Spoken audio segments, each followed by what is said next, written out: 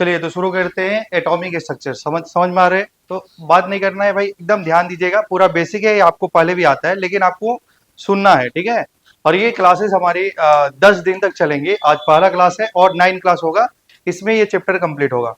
तो देखिए हम लोग बात करेंगे एटॉमिक स्ट्रक्चर। जैसे इसमें क्या होता है कि आप लोग जो कुछ भी 3 क्लास पढ़ते हैं, फिर जाके घर में फिर वही चीज रिवाइज करते हैं। तो अगर आप लोग क्लासरूम में ज्यादा पूरा ध्यान देंगे तो आपको रिवीजन करने में कम समय लगेगा, तो आप होमवर्क ज्यादा कर सकते हैं। इसलिए आप लोग क्लासरूम में पूरा ध्यान दीजिएगा भाई, ठीक है। और कोशिश करना है कि यहीं में इसको याद भी कर लेना है, ठीक है। तो हम लोग बात करेंगे एटॉमिक स्ट्रक्चर। तो एटॉम का स्ट्रक्चर के बारे में पूरा इसमें जानना है, इसमें पूरा हिस्ट्री पढ़ना है। इसमें बहुत सारे साइंटिस्ट आए, उनके बारे में पढ़ना है। उन्होंने अपना कुछ स्टेटमेंट दिया, फिर फेल हो गए, फिर दूसरा साइंटिस्ट आए। ऐसे बहुत सारे इसके बारे में हम लोगों को पढ़ना है। तो एटॉमिक स्ट्रक्चर में सबसे पहले हम लोग एटम के बारे में जानेंगे। किसके बारे में जानेंगे? एटम के बारे में। तो देखिए भाई, हमारा जो एटम होता है, एटम जो होता है वो दो वर्ड से मिलके बना है। एक एक तो टर्म से और एक ए से, है ना। तो टर्म का ग्रीक मीनिंग होता है, ग्रीक मीनिंग होता है डिविजिबल। क्या होता है भाई? टर्म का जो ग्रीक मीनिंग होता है वो क्या होता है? डिविजिबल। और आप लोग जानते हैं किसी का पहले ए लग जाता है, उसका मतलब क्या होता है? नॉट, है ना। तो ए का मतलब क्या हो जाएगा? नॉट। तो ये क्या हो जाएगा? एटम का मतलब क्या हो जाएगा? Not divisible. क्या हो जाएगा? Not divisible. तो इंग्लिश में एटम का मतलब क्या होता है भाई? नॉट डिविजिबल, ठीक है। अब थोड़ा सा ध्यान दीजिए। जैसे कि हम लोग बात करते हैं कि ये हमारा पेन है, और अच्छा बताओ, ये पेन मैटर है या एनर्जी है? मैटर है। मैटर है या एनर्जी है? तो आपने बोला मैटर है। और आप लोग जानते हैं कि जो हमारा यूनिवर्स होता है वो दो टर्म से मिलकर बना होता है। यूनिवर्स किससे मिलकर बना होता है भाई? एक तो मैटर और दूसरा एनर्जी से। जैसे ये पेन है, और पेन को आप तोड़ देंगे, फिर उसको भी फर्दर तोड़ सकते हैं, फिर उसको भी तोड़ सकते हैं। तो इसका सबसे छोटा पार्टिकल जो फर्दर डिवाइड नहीं हो सकता है, तो उसको हम लोग क्या बोलते हैं? एटम। तो एटम क्या होता है भाई? एटम एक सबसे स्मॉलेस्ट पार्टिकल है जो फर्दर डिवाइड नहीं हो सकता है, ठीक है।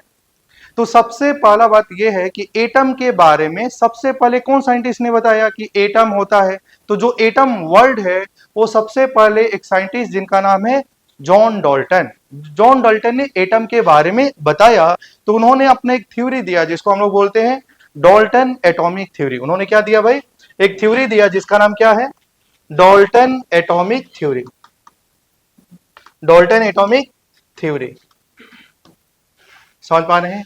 तो ये डाल्टन एटॉमिक थ्योरी की कुछ पॉस्टुलेट्स हैं, ठीक है। पहला पॉस्टुलेट क्या है? डाल्टन बोलते थे कि यूनिवर्स का सबसे छोटा पार्टिकल हमारा क्या है? एटम है। The smallest particle of the universe is atom. सबसे छोटा पार्टिकल हमारा क्या होता है भाई? एटम। एटम कैसा होता है? एटम इनडिविजिबल होता है। एटम कैसा होता है? इनडिविजिबल होता है। एटम को हम लोग फर्दर डिवाइड नहीं कर सकते हैं। दूसरा उन्होंने क्या बोला भाई? एटम को ना तो क्रिएट किया जा सकता है, ना तो डिस्ट्रॉय किया जा सकता है, ठीक है। और उन्होंने क्या बोले कि जो एटम जो होता है, एटम का कुछ ना कुछ मास होता है, लेकिन उसका स्ट्रक्चर नहीं होता है। Atom has structureless. एटम का कोई भी स्ट्रक्चर नहीं होता है। क्या अभी हम लोग जो पढ़ रहे हैं, क्या आप लोग बताइए, क्या एटम का स्ट्रक्चर होता है कि नहीं होता है? हम लोगों को मालूम होता है कि एटम होता है, एटम के सेंटर पे न्यूक्लियस होता है जिसमें प्रोटॉन न्यूट्रॉन होता है, इलेक्ट्रॉन न्यूक्लियस के चारों तरफ घूमता है। अभी हम लोग को मालूम है ऐसा। लेकिन उस समय किसी को भी नहीं पता था कि एटम का स्ट्रक्चर होता है कि नहीं होता है। क्लियर है ना। और उन्होंने क्या बताया कि दो अलग अलग एलिमेंट है ना भाई, अगर दो सेम एलिमेंट है तो उसमें नंबर ऑफ एटम सिमिलर होगा। डिफरेंट एलिमेंट है तो उसमें नंबर ऑफ एटम भी डिफरेंट होंगे। जैसे अगर मैं बात करूं, हमने दो आयरन का रॉड लिया भाई, दो आयरन का रॉड लेंगे तो उसमें दोनों में नंबर ऑफ एटम क्या हो जाएगा? सेम हो जाएगा। अगर मैंने एक आयरन का रॉड लिया, एक कॉपर का रॉड लिया, तो उसमें दोनों का एटम सेम होगा या डिफरेंट होगा? बताइए। डिफरेंट होगा। डिफरेंट एलिमेंट में नंबर ऑफ एटम भी क्या होते हैं भाई? डिफरेंट होते हैं। अगर वो सेम एलिमेंट होगा तो नंबर ऑफ एटम क्या हो जाएगा? सेम हो जाएगा। तो सबसे पहले हम लोग कुछ पॉइंट लिखेंगे इसके बारे में।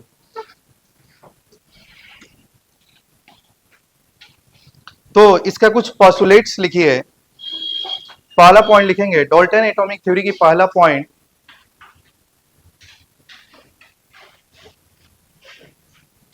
लिखिए। पहला point, matter is made up of, matter is made up of, matter is made up of extremely small, matter is made up of extremely small indivisible particle,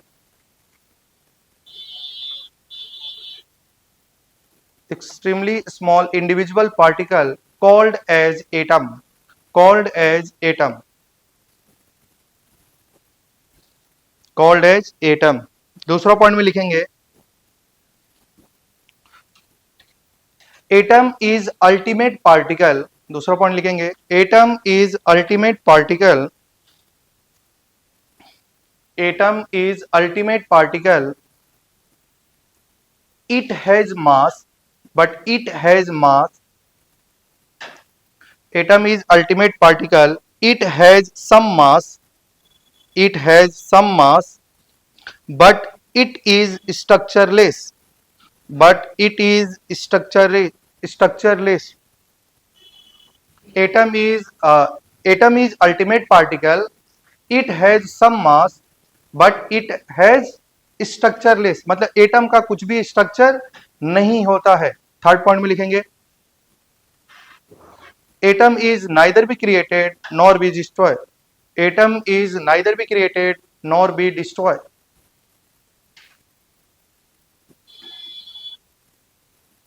atom is neither be created nor be destroy. Next point में लिखेंगे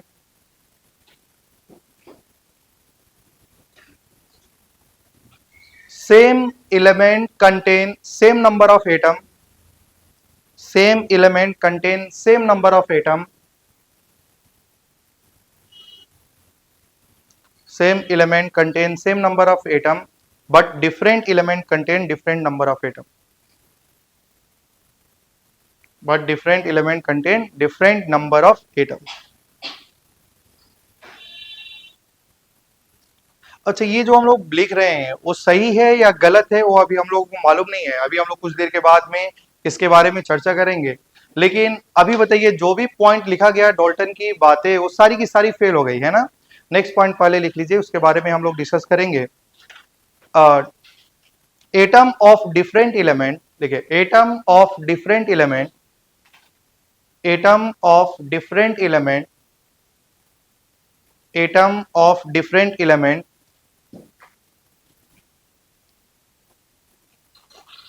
combine in a fixed ratio, atom of different element combine in a fixed ratio to form compound, to form compound.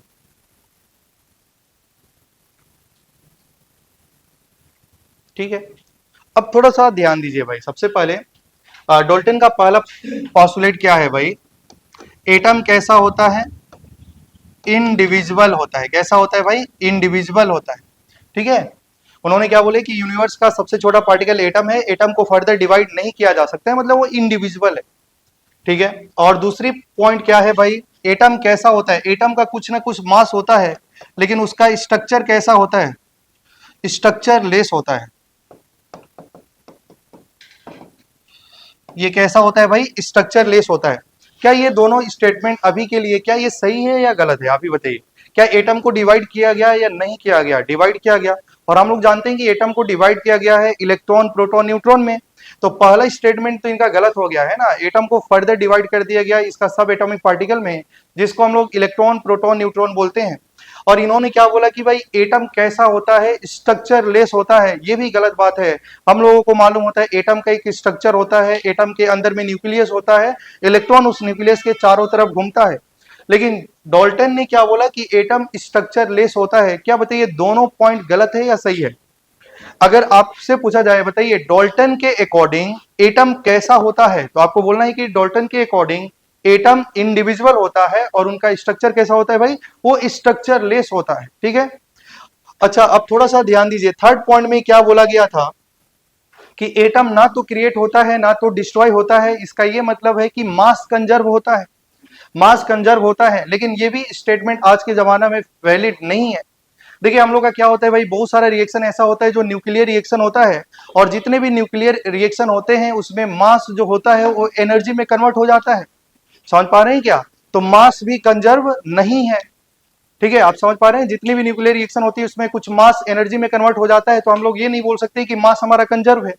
तो ये भी statement उनका क्या हो गया भाई? फेल हो गया। नेक्स्ट फोर्थ क्या बोले थे कि दो हमारा, उन्होंने क्या बोला भाई, दो सेम एलिमेंट में नंबर ऑफ एटम सेम होंगे, ठीक है। जैसे अगर हम लोग दो आयरन का रोड ले रहे हैं तो उसमें नंबर ऑफ एटम सेम होगा। अगर एक कॉपर का रोड है, एक आयरन का रोड है, अलग अलग एलिमेंट है तो नंबर भी एटम अलग अलग होंगे। लेकिन उनके समय में आइसोटोप की डिस्कवरी नहीं हुई थी। देखेंगे कि 1H1, 1H2, 1H3 हाइड्रोजन के 3 आइसोटोप होते हैं, उसमें हाइड्रोजन ही होता है लेकिन नाम होता है प्रोटेरियम, ड्यूटेरियम, ट्राइटियम। तो उसमें एटम एलिमेंट तो सेम है लेकिन नंबर ऑफ एटम सेम नहीं है। तो ये भी स्टेटमेंट उनका फेल हो गया। जो फिफ्थ स्टेटमेंट क्या था भाई, फिफ्थ स्टेटमेंट यही है कि जो एलिमेंट होते हैं, मतलब यहां में क्या है भाई, मैंने क्या बोला था, the atom of different element combine in a fix ratio two form compound. ये तो बात सही है कि कार्बन डाइऑक्साइड बन रहा है तो कार्बन का एक एटम और ऑक्सीजन का दो एटम ही कंबाइन करेगा तभी कार्बन डाइऑक्साइड बन सकता है। अगर आप एटम चेंज कर देंगे तो वो कंपाउंड भी हमारा क्या हो जाएगा, चेंज हो जाएगा। मतलब ये जो एटम होते हैं वो फिक्स रेशियो में कंबाइन करते हैं तभी हमारा कंपाउंड का फॉर्मेशन होता है।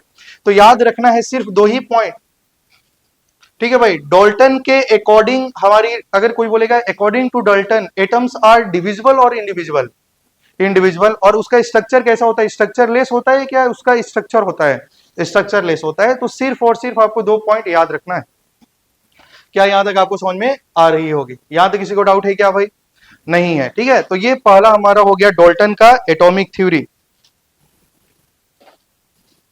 ठीक है। अब हम लोग थोड़ा सा ध्यान देंगे कि आप लोगों को मालूम है कि एटम को डिवाइड कर दिया गया इलेक्ट्रॉन, प्रोटॉन, न्यूट्रॉन में। किसमें डिवाइड कर दिया गया भाई? इलेक्ट्रॉन, प्रोटॉन, न्यूट्रॉन में। तो थोड़ा सा ध्यान दीजिएगा, इलेक्ट्रॉन की डिस्कवरी करना है, मतलब डिस्कवरी ऑफ इलेक्ट्रॉन। देखिए भाई, इलेक्ट्रॉन की जो डिस्कवरी हुई वो कैथोड रेज ट्यूब से हुई। किससे, कैसे हुई? कैथोड रे ट्यूब से हुई। और ये कैथोड रेज जो ट्यूब है, देखिए अभी कॉपी नहीं करना है, कहानी सुनना है। कैथोड रेज एक्सपेरिमेंट, ठीक है, थोड़ा सा ध्यान दीजिएगा। हम लोग बात करते हैं डाल्टन के अकॉर्डिंग एटम इंडिविजुअल होता है, लेकिन हम लोग मालूम है कि एटम को डिवाइड किया गया है इलेक्ट्रॉन, प्रोटॉन, न्यूट्रॉन में। मतलब एटम से भी छोटे पार्टिकल पाए जाते हैं जिसका नाम है इलेक्ट्रॉन, प्रोटॉन, न्यूट्रॉन। अब हम लोग को देखना है कि इलेक्ट्रॉन की डिस्कवरी कैसे हुई, और आपको मालूम भी होगा क्लास 9 से ही शुरू हो जाता है डिस्कवरी ऑफ इलेक्ट्रॉन, है ना। तो देखिए इलेक्ट्रॉन की जो डिस्कवरी हुई वो कैसे हुई भाई? कैथोड रेज एक्सपेरिमेंट से शुरू हुई। लेकिन ये कैथोड रेज एक्सपेरिमेंट को कराने के लिए सबसे पहले दो साइंटिस्ट थे। इस एक्सपेरिमेंट को शुरू करने के लिए दो साइंटिस्ट थे जिसका नाम था विलियम्स क्रूक्स और जूलियस प्लकर। ये दो साइंटिस्ट थे भाई, वो दोनों साइंटिस्ट ने ये एक्सपेरिमेंट की शुरुआत की, ठीक है। क्या जूलियस प्लकर और विलियम्स क्रूक्स क्या इलेक्ट्रॉन की डिस्कवरी करना चाहते थे क्या भाई? नहीं, ये बिल्कुल भी इलेक्ट्रॉन की डिस्कवरी नहीं करना चाहते थे, क्योंकि उस समय इलेक्ट्रॉन डिस्कवर हुआ ही नहीं था, ठीक है। तो इन्होंने, दो साइंटिस्ट ने इस एक्सपेरिमेंट की शुरुआत की। और देखिए ये दोनों अच्छा बताइए, ये अगर दो साइंटिस्ट है विलियम्स क्रूक्स और जूलियस प्लकर, ये दो साइंटिस्ट है, इनका कुछ ना कुछ टारगेट तो रहा होगा ना भाई, कैथोड रेज एक्सपेरिमेंट कराने के लिए कुछ ना कुछ मकसद होगा। क्यों ये एक्सपेरिमेंट कराना चाहते हैं? क्या ये इलेक्ट्रॉन की डिस्कवरी करना चाहते हैं क्या? बिल्कुल भी नहीं, ये इलेक्ट्रॉन की डिस्कवरी करना नहीं चाहते हैं, क्योंकि उस समय इलेक्ट्रॉन के बारे में किसी को भी पता नहीं था। तो बताइए इनका मकसद क्या था? थोड़ा सा मैं एक एग्जांपल से बताता हूं, आप लोग मुझे बताइए, क्या सॉलिड में करंट फ्लो करता है क्या? क्या सॉलिड में करंट फ्लो करता है? अरे भाई, आयरन का रॉड सॉलिड ही है, क्या उसमें फ्री इलेक्ट्रॉन होते हैं? तो क्या करंट फ्लो होता है कि नहीं होता है? क्या बताइए, सॉलिड में इलेक्ट्रिक कंडक्शन फ्लो हो सकता है कि नहीं हो सकता है? क्या इलेक्ट्रिक करंट सॉलिड में फ्लो करता है कि नहीं करता है? करता है। क्या लिक्विड में भी करंट फ्लो करता है क्या? जैसे कि अगर हम बात करें, हमने एक वाटर लिया भाई और उसमें इलेक्ट्रोलाइट डाल दिया, इलेक्ट्रोलाइट का मतलब NaCl डाल दिया, और जैसे ही पानी में आप NaCl को डालते हैं तो क्या वो आयंस कैटायन और एनायन में ब्रेक हो जाता है कि नहीं? और आप लोग जानते हैं सोल्यूशन में करंट फ्लो करता है due to movement of ions. क्या आयन की मोबिलिटी का वजह से करंट फ्लो करता है कि नहीं करता है? करता है। मतलब सॉलिड में भी करंट फ्लो करता है और लिक्विड में भी करंट फ्लो करता है। तो आप मुझे बताइए, क्या गैस में भी करंट फ्लो करता है क्या? क्या हमारे चारों तरफ गैस प्रेजेंट है कि नहीं है, हवा है कि नहीं है? तो क्या इस हवा में करंट फ्लो करता है कि नहीं करता है? बिल्कुल भी नहीं करता है। अगर भाई करंट फ्लो करता है तो तुमको हर समय करंट लगता कि नहीं लगता? क्या हम लोग क्लासरूम में बैठे हैं, क्या पूरा चारों तरफ हवा है, क्या इसमें करंट फ्लो करता है कि नहीं करता है? नहीं करता है। जैसे आप सोच के देखो भाई, ये क्लासरूम है, कुछ ना कुछ तार ऐसा होगा जो ओपन होगा, और यहाँ में हम लोग खड़े हैं, क्या हमारे चारों बीच में हवा है कि नहीं है? अगर होता तो इलेक्ट्रॉन करंट फ्लो करता है, करंट फ्लो करता तो हर समय हमको शॉक लगता। क्लियर है क्या? लेकिन ऐसा होता नहीं है, ऐसा होता नहीं है। लेकिन देखिए विलियम्स क्रूक्स को और जूलियस प्लकर को डाउट क्लियर हुआ, मतलब एक डाउट क्रिएट हुआ भाई, लाइटनिंग से डाउट क्लियर हुआ। जैसे बिजली चमकती है, गड़कती है, होती है कि नहीं होती है? क्या वो भी एक एनर्जी का फॉर्म है कि नहीं? इलेक्ट्रिसिटी का फॉर्म है कि नहीं है? Lightning is a form of electricity, है कि नहीं? क्या वो इलेक्ट्रिसिटी जनरेट होता है, लेकिन क्या वो इलेक्ट्रिसिटी अर्थ पे होता है कि अर्थ से ऊपर होता है? ऊपर होता है। उन्होंने क्या देखा भाई, लाइटनिंग को देखते हुए उन्होंने बोला कि हवा में तो इलेक्ट्रिसिटी फ्लो करता है, लेकिन वो इलेक्ट्रिसिटी फ्लो कब करता है? जब हम लोग अर्थ से बहुत ऊपर चले जाते हैं, तो वहां में हवा में करंट फ्लो करता है। क्या lightning is a form of electricity, है कि नहीं है? तो उन्होंने क्या देखा, सॉलिड में करंट फ्लो करता है, लिक्विड में करंट फ्लो करता है, लेकिन गैस में कभी कभी करंट फ्लो करता है। गैस में हमेशा करंट फ्लो नहीं करता है। जब हम लोग अर्थ से बहुत ऊपर चले जाते हैं, तो वहां में हवा में करंट फ्लो करता है। उन्होंने कुछ सोचा कि गैस में जो करंट कुछ स्पेशल कंडीशन में फ्लो करती है, गैस में करंट कुछ स्पेशल कंडीशन में फ्लो करती है जब हम लोग अर्थ से बहुत ऊपर चले जाते हैं, जिस केस में हमारा गैस का प्रेशर बहुत कम होता है। अच्छा बताइए, अभी हम लोग अर्थ पे हैं, क्या हम लोग जैसे जैसे अर्थ से ऊपर जाएंगे, क्या हमारा प्रेशर बढ़ेगा, कम होगा? कम हो जाएगा, प्रेशर लो हो जाएगा। तो जिस केस में प्रेशर बहुत लो होगा, क्या वहां में हवा में करंट फ्लो कर सकता है कि नहीं कर सकता है? तो इसी एक्सपेरिमेंट को उन्होंने क्या कर रहा था भाई, विलियम्स क्रूक्स और जूलियस प्लकर का मेन टारगेट यही था कि क्या गैस में करंट फ्लो करेगा कि नहीं करेगा। कैथोड रे ट्यूब से उन्होंने वही एक्सपेरिमेंट करा। तो उन्होंने देखा कि जिस केस में हमारा प्रेशर बहुत कम होता है, वहां में हमारा क्या हो सकता है, गैस में करंट फ्लो करेगा। समझ पा रहे हैं?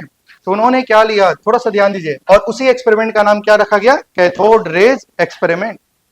और ये कौन कर रहे थे, जे जे थॉमसन? नहीं, ये दो साइंटिस्ट कर रहे थे। ठीक है, उन्होंने क्या लिया भाई, एक एक डिस्चार्ज ट्यूब ली। एक देखिए, थोड़ा सा ध्यान देंगे,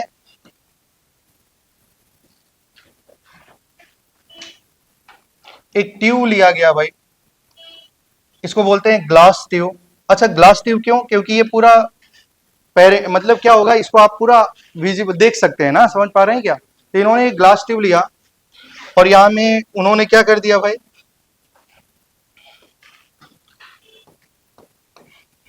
ठीक है, थोड़ा सा ध्यान दीजिए, एक्सपेरिमेंट को समझिए। तो देखिए, यहाँ में एक मेटल का सरफेस है भाई, दो मेटल का सरफेस होगा, बहुत बड़ा बड़ा हो गया। तो देखिए, हमारा यहाँ में एक मेटल का सरफेस है,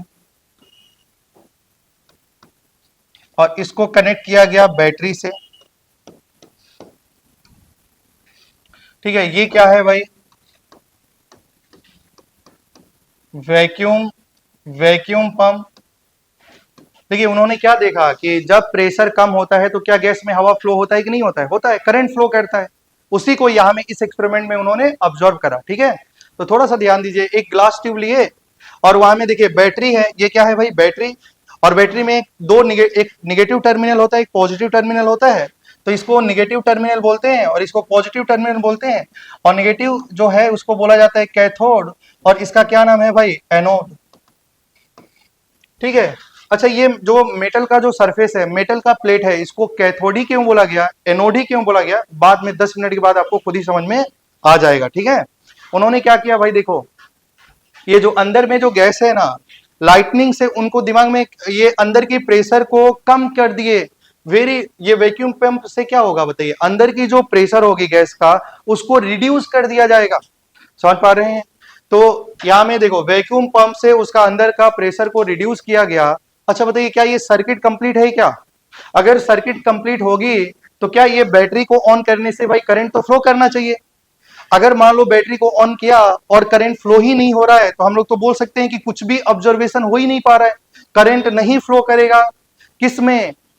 हवा में। समझ पा रहे हैं क्या? जब प्रेशर बहुत लो होगा, प्रेशर बहुत लो होगा, और बैटरी को तुमने ऑन करा, और यहाँ में कुछ भी ऑब्जर्वेशन दिखाई नहीं दे रही है, तो हम लोग बोल सकते हैं कि करंट तो फ्लो नहीं कर सकता है। लेकिन अगर कुछ ना कुछ ऑब्जर्वेशन दिखाई देगी, तो बोला जा सकता है कि हवा में भी करंट फ्लो हो सकता है। लेकिन क्या हवा में करंट हमेशा फ्लो करेगा? नहीं। जब आप बहुत ऊंचाई चले जाएंगे, बहुत ऊपर चले जाएंगे, जब प्रेशर बहुत कम होगा, उस केस में कर सकता है। ठीक है, देखिए अभी आपको पता भी चलेगा। देखिए भाई इन्होंने क्या किया, वैक्यूम पंप से अंदर की हवा को, अंदर के प्रेशर को रिड्यूस कर दिए और हाई वोल्टेज की बैटरी से कनेक्ट किए। और जैसे ही उन्होंने हाई वोल्टेज की बैटरी से कनेक्ट किए तो देखे कि एनोड पे कुछ कुछ इंटेंसिटी वाली लाइट टकरा रही थी, कुछ चमक दिखाई दे रहा था, कुछ ब्राइटनेस हो रही थी। कहां पे हो रही थी भाई? एनोड की तरफ। क्या आप समझ पा रहे हैं? अच्छा, ये जो सारी एक्सपेरिमेंट कहां में कराई जा रही थी? डार्क कंडीशन में। कहां में? डार्क रूम में कराई जा रही थी।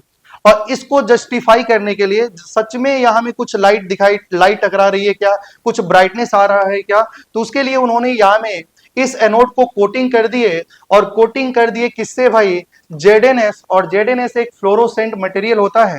क्या होता है भाई? फ्लोरोसेंट मटेरियल होता है।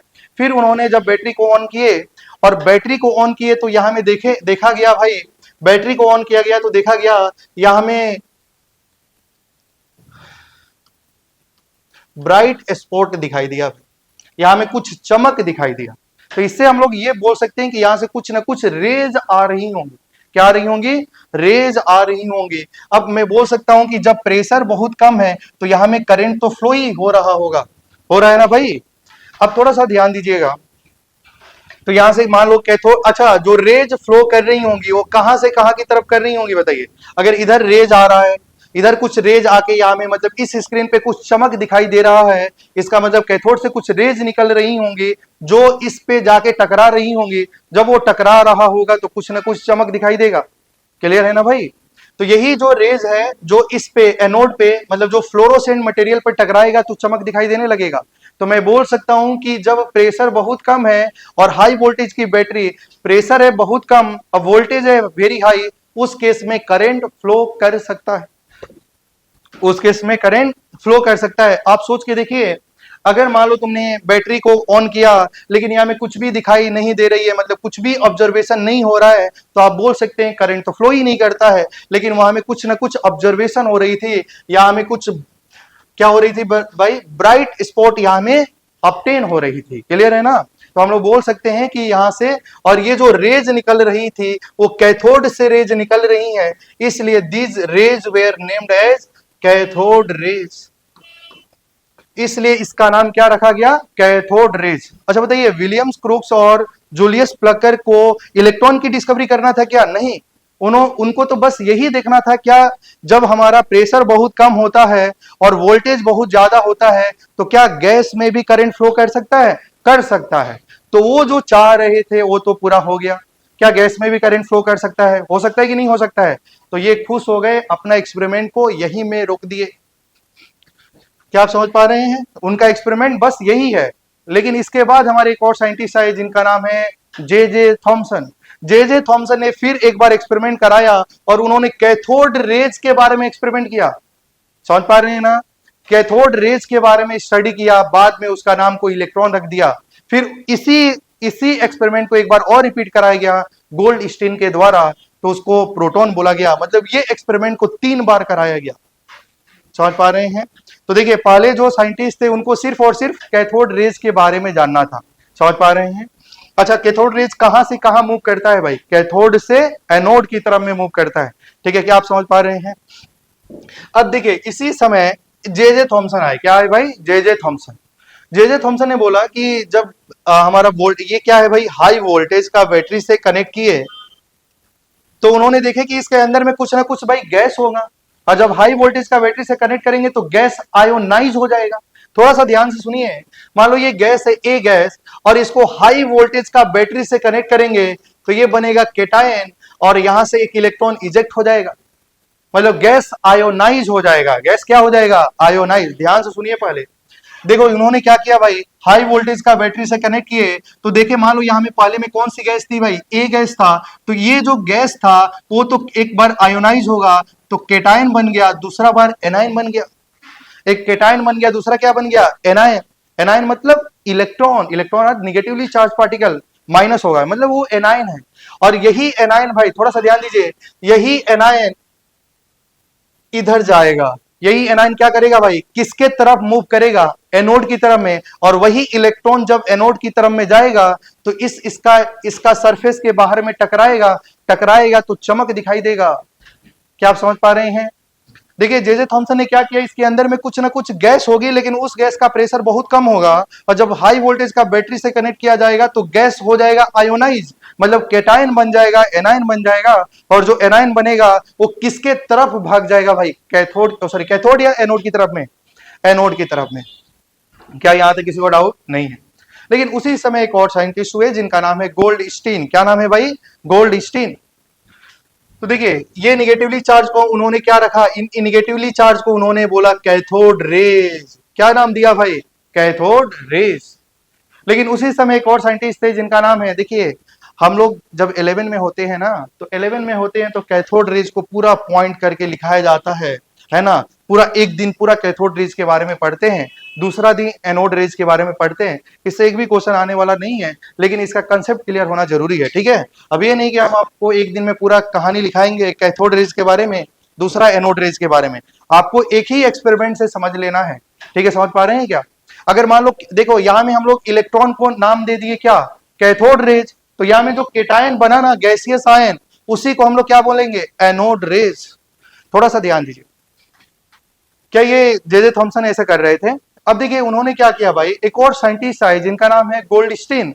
गोल्डस्टीन ने एनोड रेज के बारे में स्टडी करा, तो उस एक्सपेरिमेंट का नाम क्या हो गया? Anode rays experiment. और ये क्या है? कैथोड रेज, क्योंकि ये जो निगेटिवली चार्ज है उसको क्या नाम दिया गया भाई? Cathode raise. तो एक और साइंटिस्ट है जिनका नाम क्या है? गोल्डस्टीन। उन्होंने क्या नाम दिया? Anode rays. और एनोड रेज क्या है? थोड़ा सा ध्यान दीजिए। उन्होंने बोला कि अगर हम लोग गैस आयोनाइज होती है तो एक निगेटिवली चार्ज होती है, तो जरूर उसके अंदर में एक पॉजिटिवली चार्ज पार्टिकल भी पाई जा रही होंगी। पॉजिटिव चार्ज पार्टिकल के बारे में जे थॉमसन ने कुछ भी नहीं बोला। लेकिन बताओ कोई भी गैस जब आयोनाइज होती है तो एक निगेटिवली चार्ज पार्टिकल होती है, दूसरा पॉजिटिवली चार्ज पार्टिकल होती है। तो क्या पॉजिटिवली चार्ज पार्टिकल के बारे में जे थॉमसन ने कुछ भी नहीं बोला? जे थॉमसन ने कुछ भी नहीं बोला, तो उसके बाद एक और साइंटिस्ट है जिसका नाम है गोल्डस्टीन। गोल्डस्टीन ने बस यही पॉजिटिवली चार्ज के बारे में स्टडी किया और बताया। इसी को एनोड रेज बोलते हैं। जो पॉजिटिवली चार्ज पार्टिकल है उसको क्या बोलते हैं? Anode rays. देखो उन्होंने, गोल्डस्टीन ने सिर्फ दो काम किया। क्या काम किया भाई? एक्सपेरिमेंट सब कुछ सेम रहा।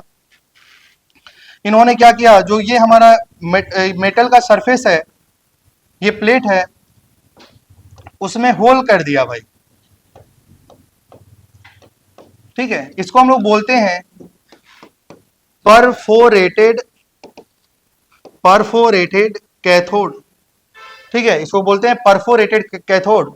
और इसका अंदर में भी उन्होंने क्या कर दिया भाई? इसका अंदर में भी उसने कोटिंग कर दिया, किसका? जिंक सल्फाइड का। बस यही काम किया गोल्डस्टीन ने, बस यही काम किया कि इस मेटल के सरफेस, जो हमारा मेटल है, जो कैथोड है, उसको क्या कर दिया? परफोरेटेड कर दिया, उसके अंदर में पोरस कर दिया, होल कर दिया, जिसका वजह से ये जो गैसियस आयन है, देखो ए प्लस, वो किधर भागेगा? कैथोड की तरफ में। और जो निगेटिवली पार्ट है वो किसके तरफ भागेगा? एनोड के तरफ भागेगा। देखो ये दो अलग अलग साइंटिस्ट ने ऑब्जर्व करा। अगर मान लो केटायन है तो एनायन भी होगा, एनायन है तो केटायन भी होगा, है कि नहीं? अगर जब भी गैस आयोनाइज होगा तो एक केटायन होगा, एक एनायन होगा। लेकिन देखो दो अलग अलग साइंटिस्ट ने इसका ऑब्जर्वेशन किया, लेकिन ये प्रोसेस तो एक ही साथ में हो रहा होगा भाई। जे थॉमसन ने सिर्फ और सिर्फ इलेक्ट्रॉन जब मूव कर रहा था उसके बारे में स्टडी करा। जो पॉजिटिवली चार्ज पार्टिकल है वो बताओ किधर भागेंगी? किधर भागेंगी? कैथोड की तरफ में। तो जो पॉजिटिवली चार्ज पार्टिकल है उसको बोला गया, ओ सॉरी, किधर भागेंगे? थोड़ा सा गलत हो गया, तुम लोग बताया भी नहीं। नेगेटिवली चार्ज पार्टिकल किधर जाएंगे भाई? तो इसको बोलते हैं एनोड रेज। क्या बोलते हैं? और इसको क्या बोलते हैं?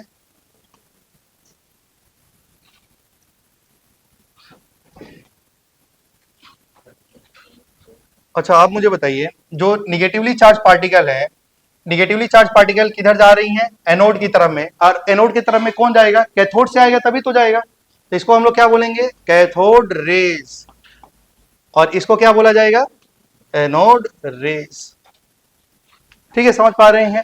जो इधर भाग रहा है, किधर भाग रहा है भाई? कैथोड की तरफ में। और कैथोड की तरफ में कौन भागेगा? जो खुद कैथोड कैसा होता है? निगेटिव। निगेटिव मतलब कैथोड, कैथोड की तरफ में कौन भागेगा? एनोड से कुछ आ रहा होगा जो इसके तरफ में जाएगा तो उसको हम लोग क्या बोल देंगे, एनोड रेज। अच्छा आप थोड़ा सा ध्यान दीजिए, ये हमारा क्या है, एटम, क्या है हमारा, गैसियस एटम, और ये है इलेक्ट्रॉन। लेकिन आप लोगों को सोचना ये चाहिए कि एनोड की तरफ में परफोरेटेड नहीं किया गया, लेकिन कैथोड की तरफ में परफोरेटेड किया गया, उसके तरफ में होल बनाया गया, जिसका वजह से ये आयन इधर भागेगा और इसके इस जेड इस पे टकराएगा तो कुछ ना कुछ यहाँ में ब्राइटनेस दिखाई देगा, समझ पा रहे हैं क्या। लेकिन इधर किया गया, इधर क्यों नहीं। तो आपको ये सोचना चाहिए इलेक्ट्रॉन बहुत छोटा पार्टिकल होता है, और इलेक्ट्रॉन बहुत छोटा पार्टिकल है, और ये क्या है हमारा मेटल, मेटल का सरफेस को पेनिट्रेट कर देता है, मतलब उसको करके बाहर निकल जाता है, मतलब होल करके बाहर निकल जाता है। इलेक्ट्रॉन का साइज बहुत छोटा है, इलेक्ट्रॉन बहुत छोटा है, तो मेटल के सरफेस को पेनिट्रेट करके बाहर निकल जाता है। लेकिन ये तो एक न्यूक्लियाई है कि नहीं, ये बड़ा एटम है, ये इसको पेनिट्रेट नहीं कर पाएगा, इसलिए उसके अंदर में परफोरेटेड बनाया गया था। क्या आप समझ पा रहे हैं भाई। अब देखिए यहां में देखो, थोड़ा सा ध्यान देंगे। अब इसमें क्या किया गया, मतलब तुमने क्या देखा कि कोई भी गैस होती है जब उसको हाई वोल्टेज का करंट, हाई वोल्टेज का बैटरी से कनेक्ट करते हैं तो गैस आयोनाइज होती है, उसमें दो पार्ट होते हैं, केटाइन और दूसरा एनायन। जो एनायन होता है वो किसके तरफ में भागता है, एनोड की तरफ में, और जो केटाइन होता है वो किसके तरफ में भागता है, कैथोड की तरफ में। यहां तक किसी को डाउट नहीं है। अगर मान लीजिए हम लोग दूसरा गैस ले लेते हैं, ठीक है, दूसरा गैस ले लीजिए, मान लीजिए हमारे पास में हाइड्रोजन गैस है, मान लो हाइड्रोजन गैस है, तो सबसे पहले हाइड्रोजन गैस होगा। थोड़ा सा ध्यान दीजिए, पहले हाइड्रोजन होगा, ये एक मॉलिक्यूल है ना, हाइड्रोजन गैस है। अब जब इसको आप लोग क्या करेंगे भाई, हाई वोल्टेज का बैटरी देंगे तो सबसे पहले H और H का बीच का बॉन्ड टूटेगा, तो हाइड्रोजन गैस आएगा, हाइड्रोजन एटम। समझ पा रहे हैं क्या। तो जब सबसे पहले जब आप लोग हाई वोल्टेज का बैटरी से कनेक्ट करेंगे तो यहां में आएगा हाइड्रोजन गैस, इससे क्या मिलेगा, केटाइन मिलेगा और एक एनाइन मिलेगा। और यही जो इलेक्ट्रॉन है उसको क्या बोला गया बताइए, कैथोड रेज। क्या बोला गया, कैथोड रेज। और जो H प्लस है, जो आयंस है, पॉजिटिवली चार्ज पार्टिकल है, उसको क्या बोला गया, एनोड रेज। ये इधर भागेगा और इलेक्ट्रॉन इधर भागेगा, क्योंकि निगेटिव है तो इधर जाएगा। अच्छा मान लो यहां में तुमने हीलियम गैस लिया, कौन सा गैस, हीलियम एटम लिया, थोड़ा सा ध्यान देंगे। अब इसका अंदर में हीलियम गैस को फिल किए हैं हम लोग, और इसको जब हीट करेंगे तो क्या मिलेगा भाई, देखिए helium plus 2 ion plus 2 electron मिलेगा, और ये इलेक्ट्रॉन बताइए किधर भागेगा, एनोड की तरफ में भागेगा, तो इसको क्या बोला जाएगा, कैथोड रेज। क्या बोला जाएगा, कैथोड रेज। और इसको क्या बोला जाएगा, एनोड रेज। अच्छा अब मुझे बताइए, क्या इसमें हर केस में क्या है बताओ, इलेक्ट्रॉन ही तो है ना। इलेक्ट्रॉन को हम लोग क्या बोल रहे हैं बताइए, इलेक्ट्रॉन को हम लोग क्या बोल रहे हैं, कैथोड रेज। और जो पॉजिटिवली चार्ज पार्टिकल है उसको क्या बोल रहे हैं हम लोग, एनोड रेज। क्या बताइए, कैथोड रेज हमारा गैस को चेंज करने से चेंज हो जा रहा है क्या, क्या cathode rays are depend, cathode rays depend upon the nature of gas taken in a discharge tube. अरे भाई इसका अंदर में तुम जो मर्जी वो गैस लो, और जब तुम उसको हाई वोल्टेज का बैटरी से कनेक्ट करेगा तो आयोनाइज होगा, एक केटाइन देगा एक एनाइन देगा। एनाइन तो निगेटिवली चार्ज पार्टिकल, इलेक्ट्रॉन ही तो होगा। क्या हर केस में इलेक्ट्रॉन को क्या बोला जा रहा है, कैथोड रेज। लेकिन हमारा जो एनोड रेज है वो क्या है भाई, पॉजिटिवली चार्ज आयन है। क्या आपने गैस को चेंज कर दिया, एनोड रेज चेंज हो गया कि नहीं हो गया, पहले ए गैस था अब हाइड्रोजन गैस हो गया, कभी हीलियम गैस हो गया।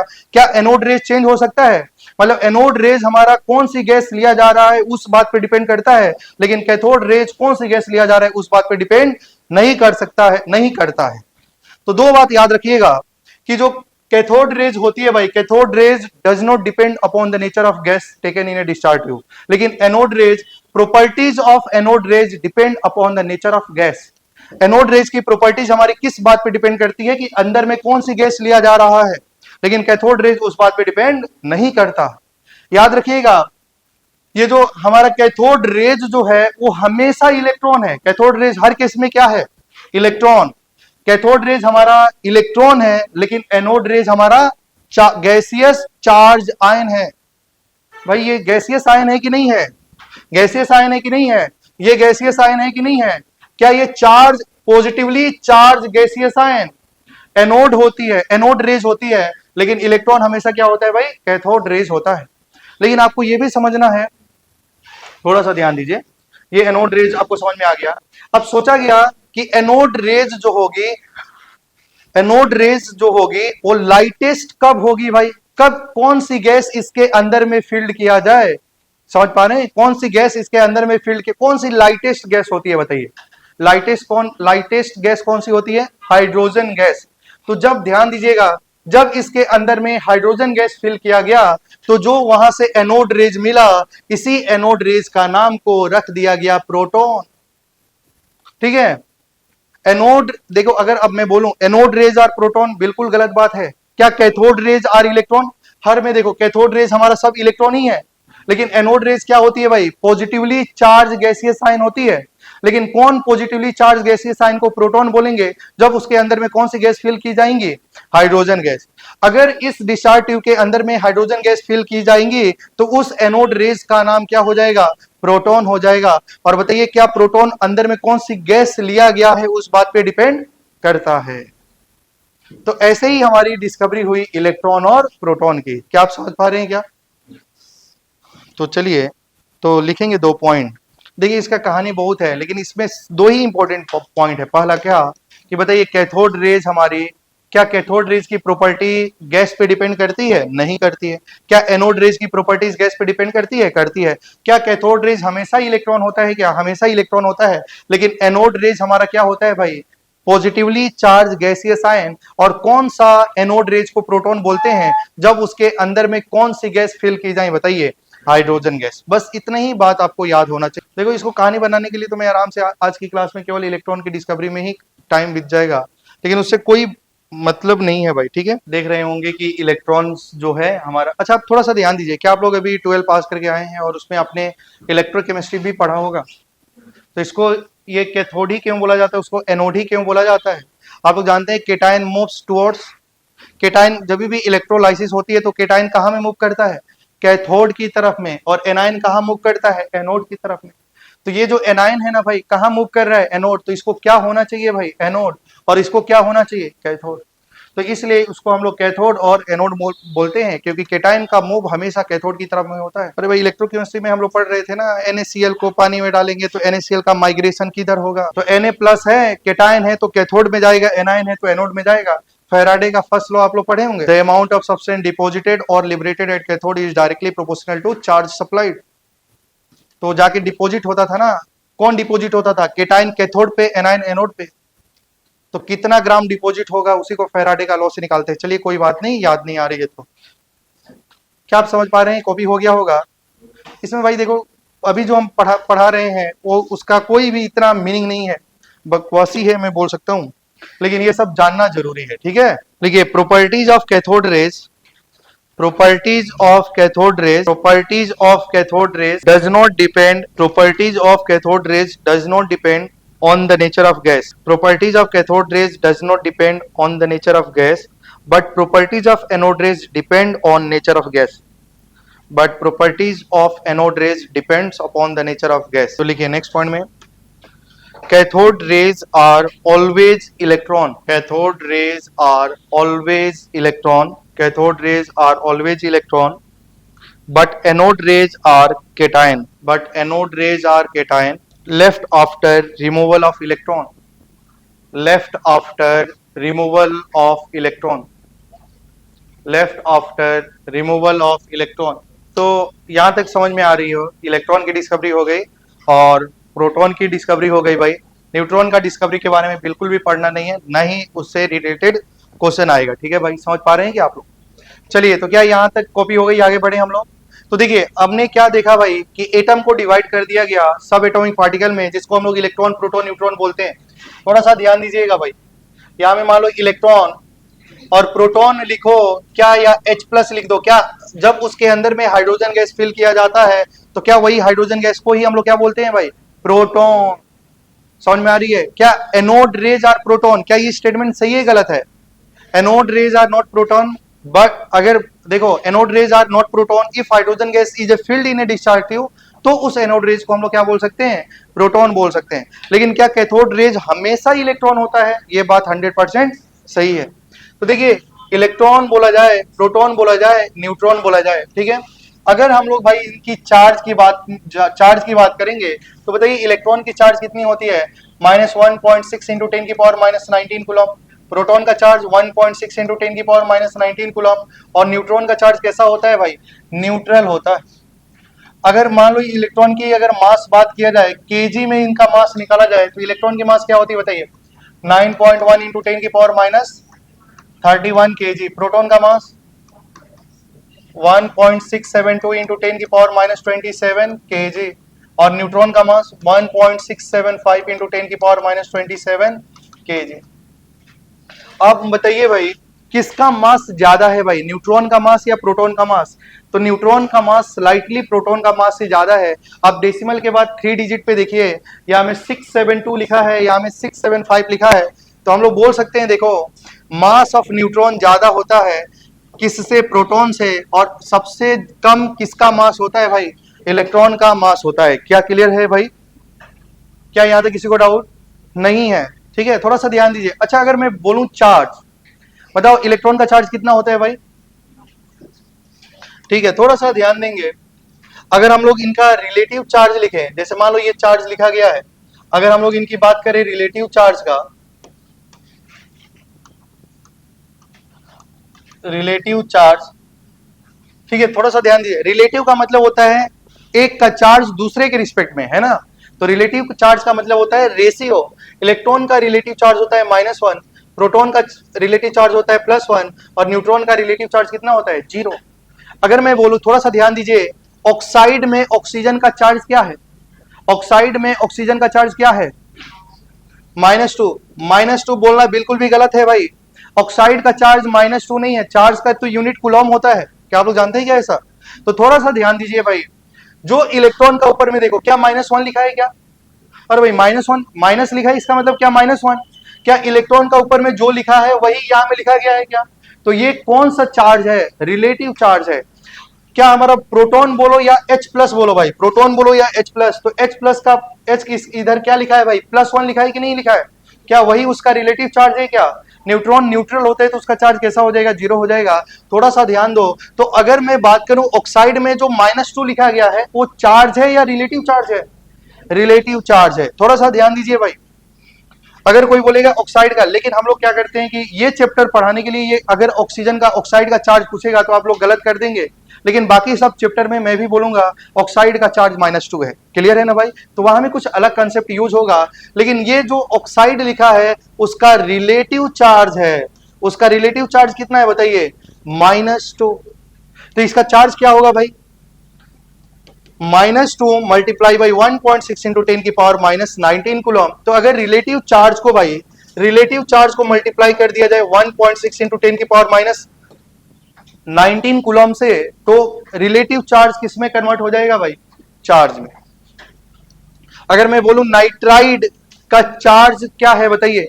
क्या -3 चार्ज है क्या? नहीं, ये जो -3 लिखा गया है वो क्या है बताइए? रिलेटिव चार्ज है। और इसका चार्ज निकालना है तो -3 मल्टीप्लाई बाई 1.6 इंटू 10 की पावर -19 कूलम, उतना उसका चार्ज हो जाएगा। क्या आप समझ पा रहे हैं क्या? तो बताइए इस नाइट्राइड का चार्ज, इस नाइट्राइड का चार्ज क्या हो जाएगा बताइए? -3 इंटू 1.6 इंटू 10 की पावर -19 कूलम, इतना चार्ज हो जाएगा। लेकिन जो -3 हम लोग बोलते हैं वो कौन सा चार्ज होता है भाई? रिलेटिव चार्ज होता है। कौन सा चार्ज होता है? रिलेटिव चार्ज होता है। क्या यहां तक आपको समझ में आ रही है? अच्छा आप थोड़ा सा ध्यान दीजिए, अगर इलेक्ट्रॉन का मास निकाल दिया जाए भाई, किसमें मास निकाल दिया जाए? एएमयू में। किसमें? एएमयू में। अगर इनका मास निकाल दिया जाए भाई, एएमयू में निकाल दिया जाए, तो आप लोग जानते हैं क्या 1 AMU is equal to 1 point क्या होता है बताइए? 1.6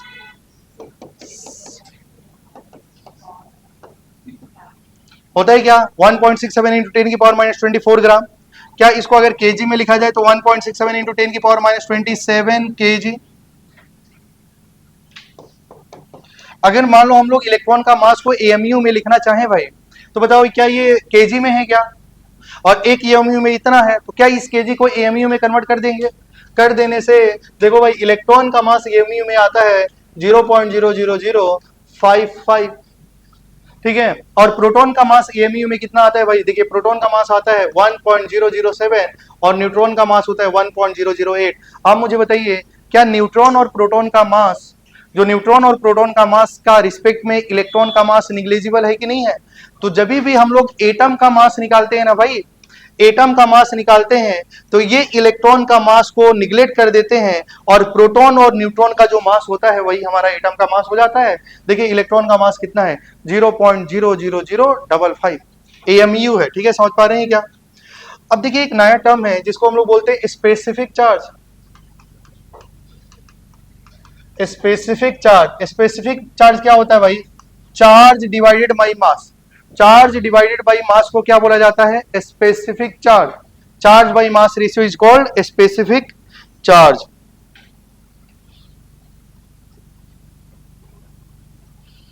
ठीक है, तो थोड़ा सा ध्यान दीजिए। अच्छा बताइए, क्या इलेक्ट्रॉन का चार्ज, चार्ज मालूम है क्या, क्या उनका मास भी मालूम है, तो क्या हम लोग चार्ज बाई मास रेशियो निकाल सकते हैं क्या। तो देखो वैल्यू आती है 1 पॉइंट, तो देखिए वैल्यू क्या आती है हमारी 1.76 इंटू 10 की पावर 11 कूलम पर केजी। मतलब थोड़ा सा ध्यान दो, इलेक्ट्रॉन का चार्ज को, इलेक्ट्रॉन का चार्ज किसमें है, कूलम में, और इलेक्ट्रॉन का मास को क्या लिखा गया है बताइए, केजी में। क्या आप इलेक्ट्रॉन का मास को आप ग्राम में भी ले सकते थे। अरे भाई देखो यहाँ में तुम ग्राम में भी ले सकता था ना, तो ग्राम में लेंगे तो यहाँ में बताओ किलोग्राम, तो उस समय उसका यूनिट क्या हो जाएगा, कूलम पर ग्राम।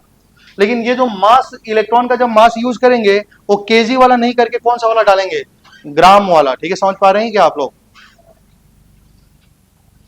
चलिए ध्यान दीजिएगा, अब हम लोग देखेंगे इसका charge by mass ratio 9.58 into 10 की पावर 7 कूलम पर केजी।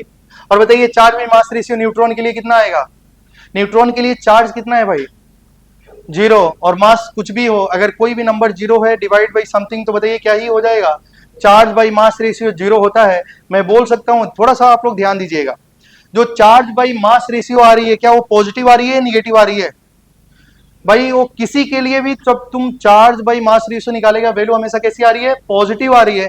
तो याद रखिएगा चार्ज बाई मास रेशियो हमेशा पॉजिटिव होता है, वो निगेटिव नहीं हो सकता। लेकिन बताइए इलेक्ट्रॉन का चार्ज कैसा होता है, निगेटिव होता है। बताइए इलेक्ट्रॉन का चार्ज निगेटिव होने का मतलब ये है कि ये किसके तरफ अट्रैक्ट हो जाएगा, पॉजिटिव के तरफ में अट्रैक्ट हो जाएगा। लेकिन अगर ये पॉजिटिव है तो वो किसके तरफ में अट्रैक्ट हो जाएगा, निगेटिव की तरफ में। लेकिन चार्ज बाई मास रेशियो ना तो अट्रैक्ट होता है ना तो रिपेल होता है। चार्ज बाई मास रेशियो की वैल्यू हमेशा कैसी आने वाली है, पॉजिटिवली, पॉजिटिव ही आने वाली है। क्या यहां तक किसी को डाउट नहीं है।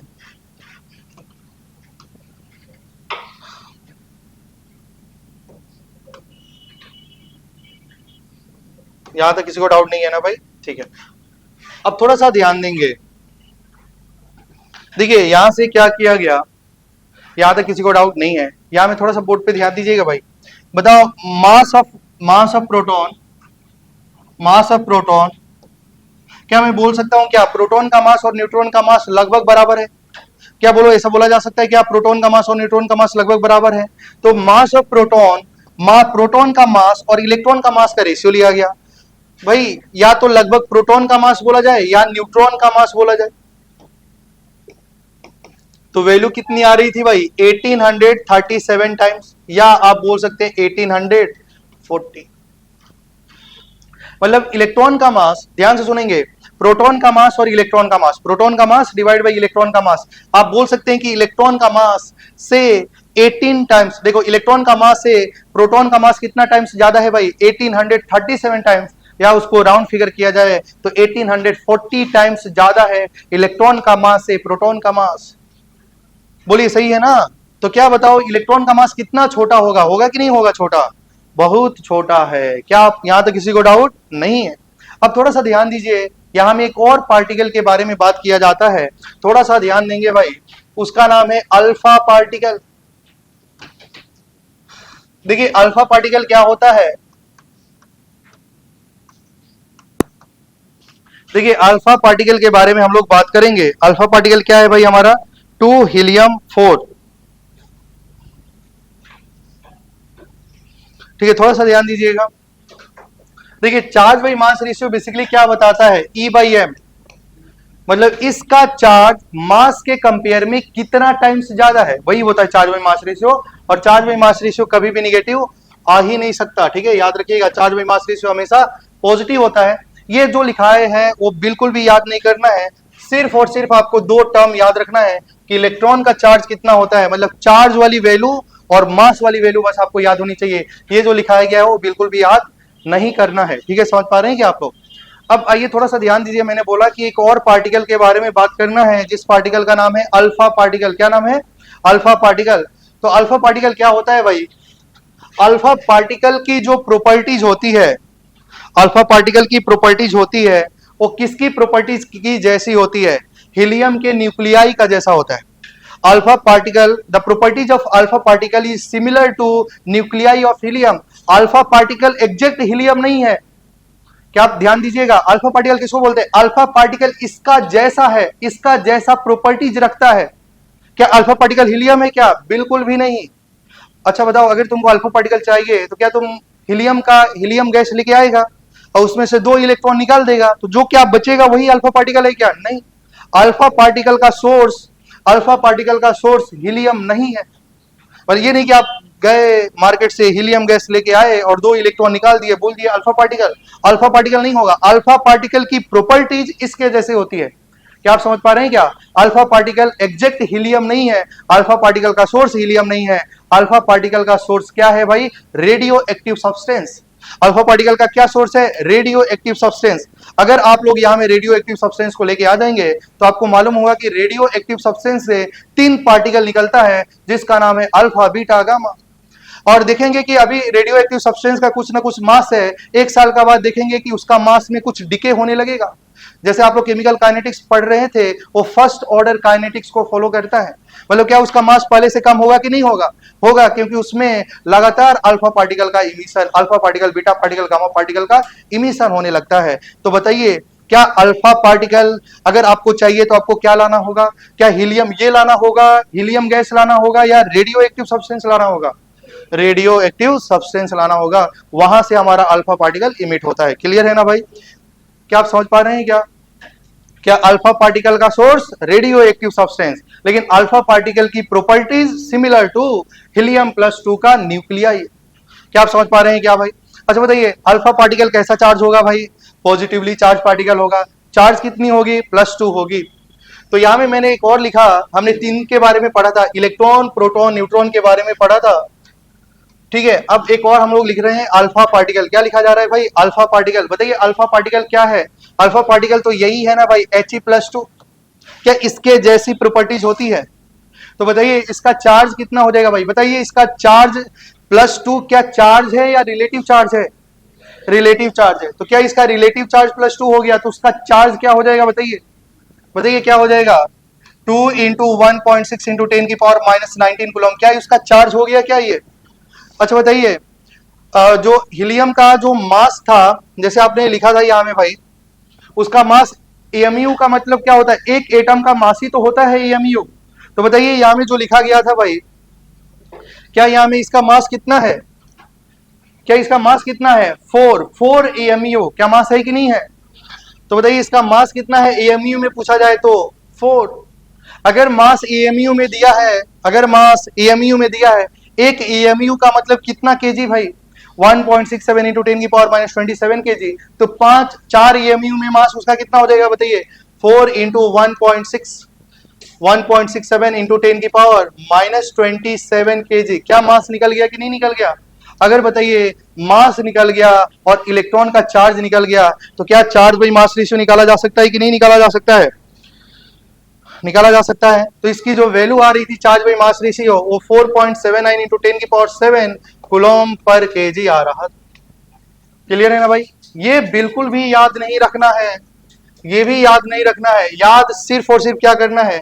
उसका चार्ज और उसका मास। देखिए चार्ज बाई मास रेशियो निकालना है तो उसका चार्ज मालूम हो जाए, उसका मास मालूम हो जाए तो आराम से आप निकाल सकते हैं। क्या आप समझ पा रहे हैं कि नहीं समझ पा रहे हैं भाई? ठीक है, आज कुछ भी नहीं पढ़ाइएगा, बेसिक बातें जो आपको मालूम होनी चाहिए, ठीक है। कल से देखिए इस चैप्टर को हम लोग बेसिकली 4 पार्ट में बांटेंगे।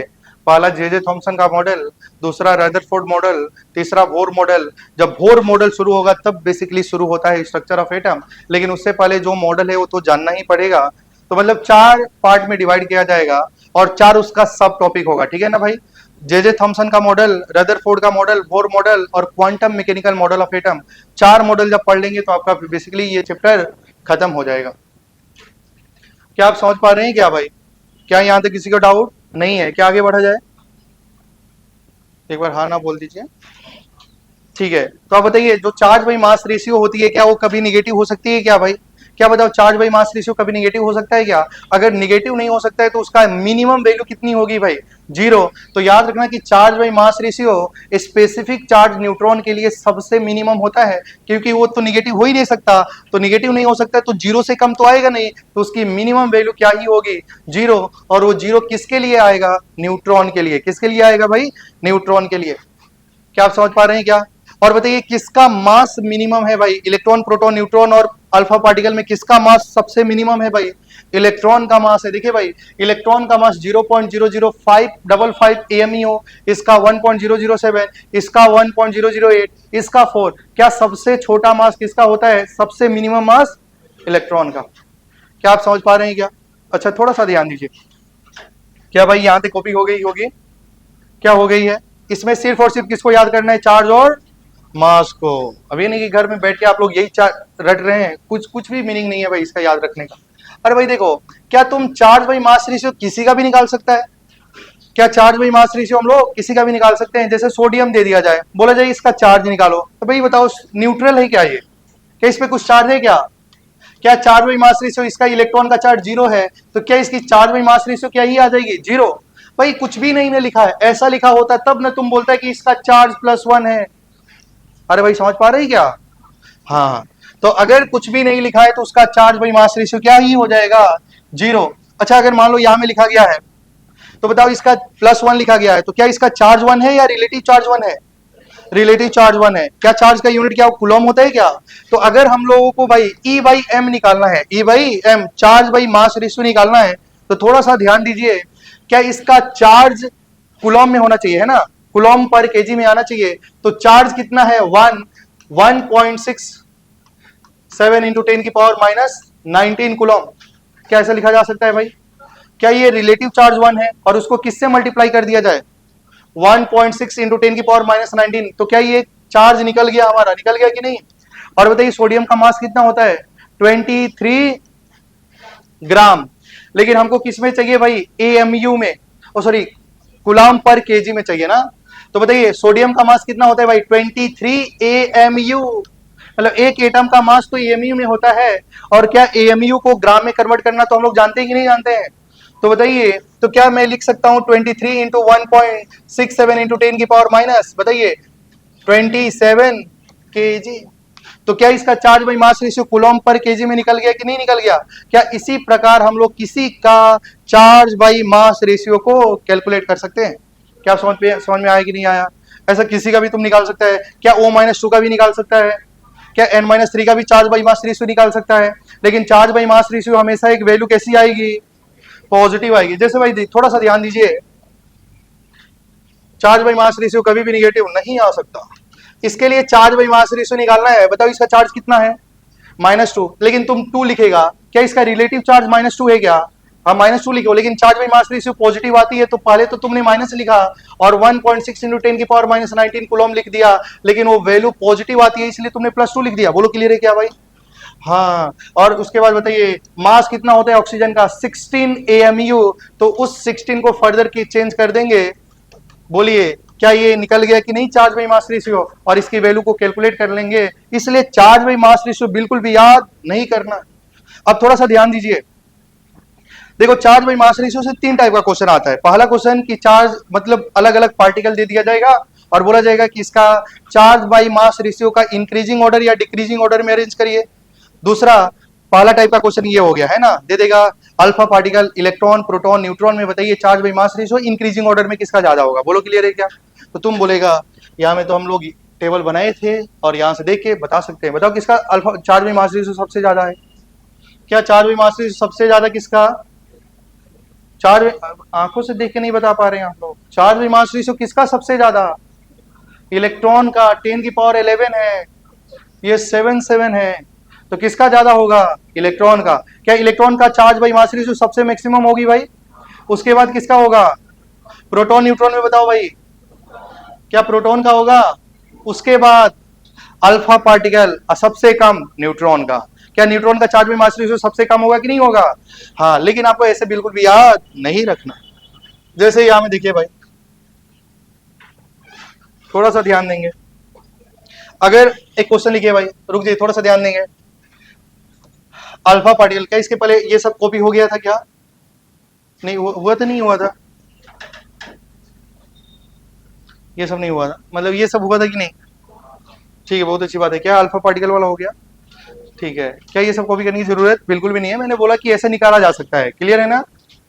ठीक है, अभी क्वेश्चन लिखिए, अरेंज, ठीक है भाई, arrange arrange electron, proton, neutron and alpha particle in order of their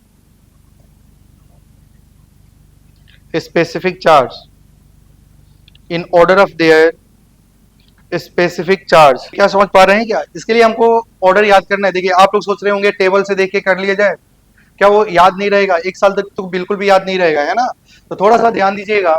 हम लोगों को सबसे पहले इलेक्ट्रॉन का, प्रोटॉन का, न्यूट्रॉन का, अल्फा पार्टिकल का चार्ज बाई मास रेशियो निकालना है और बताना है किसका वैल्यू सबसे ज्यादा, किसका वैल्यू सबसे कम। आप मुझे बताइए, क्या charge by mass ratio e by m होता है कि नहीं होता है? और आप थोड़ा सा ध्यान देना है कि जो चार्ज बाई मास रेशियो होती है, अगर मैं बोलूं मास जब मिनिमम हो जाए तो चार्ज बाई मास रेशियो की वैल्यू मैक्सिमम हो जाएगी। क्या डिनोमिनेटर मिनिमम तो रेशियो मैक्सिमम? क्या ये वैल्यू जब सबसे छोटी होगी तो उसका डिवीजन करने से वैल्यू सबसे बड़ी आएगी? क्या जब मास बहुत बड़ा होगा तो उसकी रेशियो सबसे कम आएगी? अब थोड़ा सा ध्यान दीजिएगा, क्या आप लोग ध्यान दे रहे हैं क्या? अब हम लोग सबसे पहले तो इलेक्ट्रॉन के लिए निकाल रहे हैं। किसके लिए निकाल रहे हैं? इलेक्ट्रॉन के लिए। इलेक्ट्रॉन के लिए निकाल रहे हैं ई बाई एम रेशियो। क्या इलेक्ट्रॉन का मास सबसे मिनिमम होता है क्या भाई? जब इलेक्ट्रॉन का मास मिनिमम होता है तो इसकी वैल्यू क्या ही हो जाएगी? सबसे मैक्सिमम हो जाएगी। क्या? क्योंकि देखो, इलेक्ट्रॉन के लिए charge by specific charge calculate कर रहे हैं और स्पेसिफिक चार्ज चार्ज बाई मास होता है। और क्या इलेक्ट्रॉन का मास सबसे कम होता है भाई? इलेक्ट्रॉन का मास एवी में कितना होता है? 0.00055। क्या वो बहुत छोटी है कि नहीं है? जब मास होगी छोटी तो ये रेशियो हो जाएगी मैक्सिमम। तो मैं बोल सकता हूं कि अल्फा पार्टिकल का चार्ज बाई मास रेशियो सबसे मैक्सिमम होता है कि नहीं होता है? अच्छा, थोड़ा सा ध्यान देना, प्रोटॉन का भाई देखो, रेशियो कैलकुलेट कर रहे हैं हम लोग। प्रोटॉन क्या है बताइए, उसका चार्ज कितना होता है? क्या इसका ई बाई एम रेशियो निकालना है तो चार्ज को हम लोग क्या ही मानेंगे? देखो भाई, चार्ज को हम लोग रिलेटिव चार्ज मान लेंगे, क्योंकि रेशियो निकालते समय में तो कट ही जाता है। तो अब हम लोग यहाँ में क्या करेंगे, ये जो चार्ज होगा उसको रिलेटिव चार्ज ले लेंगे और जो मास होगा वो एएमयू वाला ले लेंगे। बोलो, क्लियर है ना भाई? तो बताइए, चार्ज तो 1 होता है, मास कितना एएमयू में? 1 एएमयू होगा कि नहीं होगा? 1/1। क्या आप समझ पा रहे हैं क्या? अच्छा, ये प्रोटॉन का हो गया भाई, ये इलेक्ट्रॉन का हो गया, ये प्रोटॉन का हो गया। न्यूट्रॉन का बताओ, ई बाई एम, उसका चार्ज कितना ही होता है? 0/m। तो वैल्यू की क्या ही हो जाएगी? 0। अल्फा पार्टिकल के लिए देखिए, ई बाई एम वैल्यू, क्या अल्फा पार्टिकल के लिए चार्ज कितना होता है? 2। लेकिन तुम रिलेटिव चार्ज बता रहा है। और मास कितना एमयू? 4। 2 1 जा 2, 2 2 जा 4, 1/2 हो गया कि नहीं हो गया? तो अब मुझे बताइए, किसका चार्ज सबसे ज्यादा है? इलेक्ट्रॉन का चार्ज मास रेशियो सबसे ज्यादा है। और सबसे कम किसका होगा? न्यूट्रॉन का। और अल्फा पार्टिकल और प्रोटॉन उसी के बीच में आएंगे कि नहीं? तो बताइए, क्या अल्फा इलेक्ट्रॉन का चार्ज बाई मास रेशियो सबसे ज्यादा? अच्छा बताइए, इलेक्ट्रॉन का चार्ज बाई मास रेशियो सबसे ज्यादा, उसके बाद किसका आएगा बताइए? 1 ज्यादा है कि 1/2? 1। तो क्या उसके बाद प्रोटॉन आएगा? क्या उसके बाद अल्फा पार्टिकल आएगा? क्या उसके बाद न्यूट्रॉन आएगा? क्या यही चार्ज बाई मास रेशियो है क्या? ठीक है, क्या आप समझ पा रहे हैं क्या? कैसे ले लेना है? और यहाँ में देखो, रेशियो जब भी निकालना है ना भाई, तो उसमें रिलेटिव चार्ज ले लेना और मास एमयू में ले लेना, कैलकुलेशन आसानी से। बोलो, समझ में आया क्या? क्या कॉपी हो गई? क्या कॉपी हो गई भाई? थोड़ा सा ध्यान दीजिए। क्या वो कुछ भी दे सकता है भाई? देखिए, ये तो इसका आंसर रहा। ठीक है, आप थोड़ा सा ध्यान दीजिएगा। आपको charge by mass ratio calculate करना है। देखिए, इलेक्ट्रॉन के लिए, न्यूट्रॉन के लिए, ऑक्सीजन -2 के लिए, हीलियम +2 के लिए, He+1 के लिए। बोल देगा कंपेयर करिए चार्ज बाई मास रेशियो। लेकिन तुम लोगों को मालूम है charge by mass ratio maximum किसका आ सकता है? इलेक्ट्रॉन का। मिनिमम किसका आ सकता है? न्यूट्रॉन का। बोलो, क्लियर है क्या भाई? क्या इलेक्ट्रॉन का मैक्सिमम, इतना तो याद हो सकता है कि इलेक्ट्रॉन का मास कम होने का वजह से उसका चार्ज बाई मास रेशियो तो मैक्सिमम आ जाएगा। और न्यूट्रॉन का चार्ज होता है 0, अब मास कुछ भी हो, 0 बाई समथिंग 0 ही हो जाता है। तो अगर हम लोग इसका ही तो निकालना पड़ेगा, ये 3 का, क्या इसका तो मैक्सिमम होगा, इसका मिनिमम होगा। अब देखो मैंने E/m वैल्यू निकाला ऑक्सीजन, इसके लिए बताओ इसका चार्ज कितना है, रिलेटिव चार्ज ले लीजिए, और charge by mass ratio negative नहीं हो सकता है, तो क्या इसका 2 होगा, बताओ इसका 2 होगा, क्या इसका 1 होगा, बोलो क्लियर है क्या। अच्छा इसका मास AMU में 16, क्या इसका मास कितना 4, और इसका मास कितना भाई 4, क्या क्लियर है क्या भाई। अब देखो 2 1 जा 2, 2 2 जा 4, 2 1 जा 2, 2 8 जा 16, तो क्या भाई E/m रेशियो 1/8, 1/2, 1/4 हो जाएगा कि नहीं हो जाएगा। आप मुझे बताइए सबसे ज्यादा चार्ज बाई मास रेशियो किसका होगा, इलेक्ट्रॉन का। सबसे ज्यादा किसका, इलेक्ट्रॉन का, क्योंकि इलेक्ट्रॉन का mass minimum, charge by mass ratio maximum. और सबसे कम किसका होगा, न्यूट्रॉन का। बाकी ये वैल्यू तो इसी के बीच में आएंगे, बताओ 1/8, 1/2, 1/4 कौन बड़ा नंबर है, 1/2, 1/2 का मतलब क्या, He+2, उसके बाद क्या आएगा He+1, उसके बाद क्या आएगा O-2, फिर क्या आ जाएगा भाई, आराम से निकाल सकते हैं, क्या चार्ज बाई मास रेशियो आराम से निकाला जा सकता है। ठीक है, कॉपी करेंगे इसको, क्या पढ़ने का बिल्कुल भी मन नहीं कर रहा। देखिए क्या यहाँ तक क्लियर है भाई, इसी प्रकार से आप किसी का भी चार्ज बाई मास रेशियो को कैलकुलेट कर सकते हैं, क्लियर है ना भाई। अब थोड़ा सा ध्यान दीजिएगा, क्या यहाँ तक कॉपी हो गई है। देखिए अगर हम लोग बात करें तो शुरू में आपको बताया गया था कि जो हमारा वो चैप्टर है उसका नाम है एटॉमिक स्ट्रक्चर। सबसे पहले एटम के बारे में डाल्टन ने बताया था। एटम का मतलब क्या होता है, नॉट डिविजिबल, एटम को फर्दर डिवाइड नहीं किया जा सकता है। सबसे पहले जो साइंटिस्ट थे जिन्होंने एटम के बारे में बताया उनका क्या नाम है, डाल्टन। डाल्टन ने कुछ पॉस्टुलेट दिए, कुछ थ्योरी दिए, जिसको हम लोग क्या बोलते हैं, Dalton atomic theory. Dalton atomic theory में पहला स्टेटमेंट क्या था कि matter is made up of extremely small individual particle called as atom. Universe का सबसे छोटा पार्टिकल एटम होता है, यूनिवर्स का सबसे छोटा पार्टिकल एटम होता है, एटम को फर्दर डिवाइड नहीं किया जा सकता है। दूसरा पॉइंट क्या बताया उन्होंने कि जो एटम होता है वो अल्टीमेट पार्टिकल होता है, उसका कुछ ना कुछ मास होता है, लेकिन उसका स्ट्रक्चर कैसा होता है भाई, वो स्ट्रक्चरलेस होता है। तो according to Dalton theory atoms individual होता है और उसका स्ट्रक्चर स्ट्रक्चरलेस का जैसा होता है। उसके बाद उन्होंने बोले atom can neither be created not be destroy, और उन्होंने बोले कि अगर सेम एलिमेंट है तो उसमें नंबर ऑफ एटम सेम होंगे, और डिफरेंट एलिमेंट है तो नंबर ऑफ एटम डिफरेंट होंगे, और एटम फिक्स रेशियो में कंबाइन करते हैं तो किसका फॉर्मेशन करते हैं, कंपाउंड के बारे में फॉर्मेशन करते हैं। ये डाल्टन की थ्योरी थी। डाल्टन की थ्योरी में सिर्फ और सिर्फ 2 बात याद रखना है, according to Dalton atoms are individual और एटम हैज स्ट्रक्चरलेस। ठीक है, अब हम लोग बात करते हैं इलेक्ट्रॉन की डिस्कवरी कैसे हुई। उसके लिए कैथोड रेज एक्सपेरिमेंट किया गया। कैथोड रेज एक्सपेरिमेंट करने के लिए 2 साइंटिस्ट थे भाई, ठीक है, विलियम्स क्रूक्स और जूलियस प्लकर। ठीक है, इनके बारे में नाम सब याद करने की जरूरत नहीं है। ये 2 साइंटिस्ट थे जिन्होंने ये कैथोड रेज की एक्सपेरिमेंट की भाई। उन्होंने क्या देखा, कैथोड रेज एक्सपेरिमेंट, उन्होंने एक एक्सपेरिमेंट किया जिसका नाम क्या है, कैथोड रेज एक्सपेरिमेंट। अच्छा बताइए, इस एक्सपेरिमेंट को करने के लिए कुछ ना कुछ उनका मकसद रहा होगा। उन्होंने देखा कि सॉलिड में तो कंडक्शन, इलेक्ट्रिक कंडक्शन होता है, करंट फ्लो करता है, लिक्विड में भी करंट फ्लो होता है, क्या गैस में करंट फ्लो हो सकता है कि नहीं हो सकता है, उसके बारे में उन्होंने एक्सपेरिमेंट शुरू किया।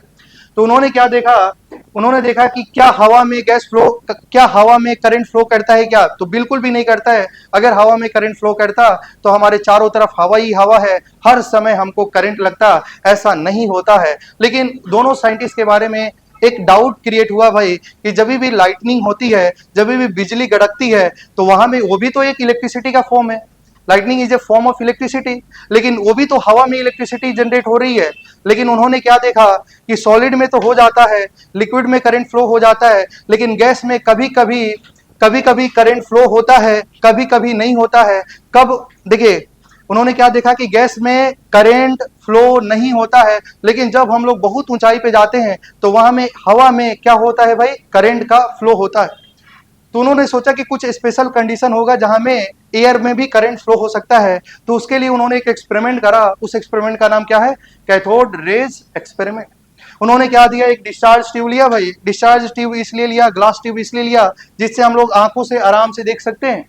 और ये सारी एक्सपेरिमेंट एक डार्क रूम में कराई जा रही थी। उन्होंने एक 2 मेटल के प्लेट लगाए, एक का नाम कैथोड, दूसरा का नाम एनोड। उन्होंने हाई वोल्टेज का बैटरी से कनेक्ट किए और अंदर की प्रेशर को रिड्यूस कर दिया। तो देखा कि इस एनोड पे और एनोड पे कुछ हमारी कम लाइट वाली इंटेंसिटी टकरा रही थी, ठीक है, कुछ ब्राइटनेस दिखाई दे रहा था। और उसको जस्टिफाई करने के लिए उन्होंने क्या कर दिया, एक यहां में कोटिंग कर दिया।